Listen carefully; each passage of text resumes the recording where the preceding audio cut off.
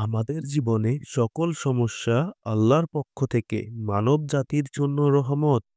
কারণ এই সমস্যা আসে আমাদের জীবনে ব্যক্তিসত্তার উন্নতির জন্য।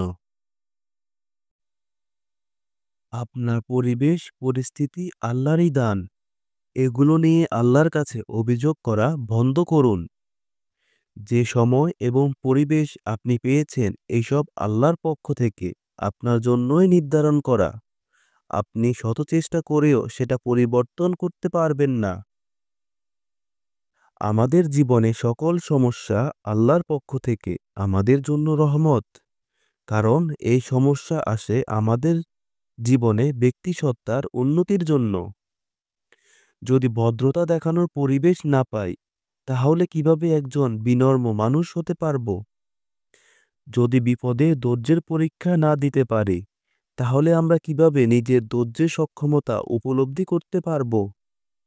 জীবনে যদি কারো বিশ্বাস অর্জনই করতে না পারি, তাহলে কিভাবে বুঝবো আমি একজন অনুগত মানুষ? এই গুণগুলো বেঁচে থাকতেই আমাদের অর্জন করতে হবে। কারণ কিয়ামতের দিন আমাদের একা আল্লাহর সামনে দাঁড়াতে হবে। কি কি যোগ্যতা অর্জন করতে হবে তা শেখানোর জন্যই আল্লাহ তার কিতাব আল কোরআন আমাদের কাছে পাঠিয়েছে। আল কোরআন আমাদের শিখায় বিপদে আমাদের ধৈর্যশীল হতে হবে। ব্যবসা করার সময় আমাদের সৎ হতে হবে। নিজের নফসের উপর নিয়ন্ত্রণ থাকতে হবে। কেউ অপরাধ করলে দয়ালু হতে হবে। অন্য মানুষের বিপদে সবসময় সাহায্য করতে হবে। আল্লাহর ইবাদত করতে হবে। তার প্রতি সবসময় কৃতজ্ঞতা প্রকাশ করতে হবে। মৃত্যুর আগে আমাদের এই যোগ্যতাগুলো অর্জন করতে হবে। হয়তো যুবক বয়সে এই যোগ্যতাগুলো আমাদের মধ্যে নেই। তাই মৃত্যুর আগে চর্চার মাধ্যমে আমাদের উন্নতি করে যেতে হবে।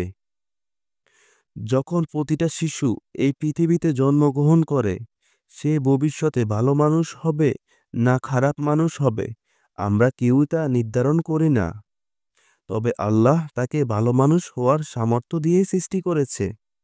অবশ্য তাকে ভালো মানুষ হয়েই মারা যেতে হবে। আর যদি খারাপ মানুষ হিসাবে মারা যায়, তাহলে পৃথিবীতে রেখে যাওয়া কোনো অর্জনই তাকে জাহান্নামের আগুন থেকে বাঁচাতে পারবে না।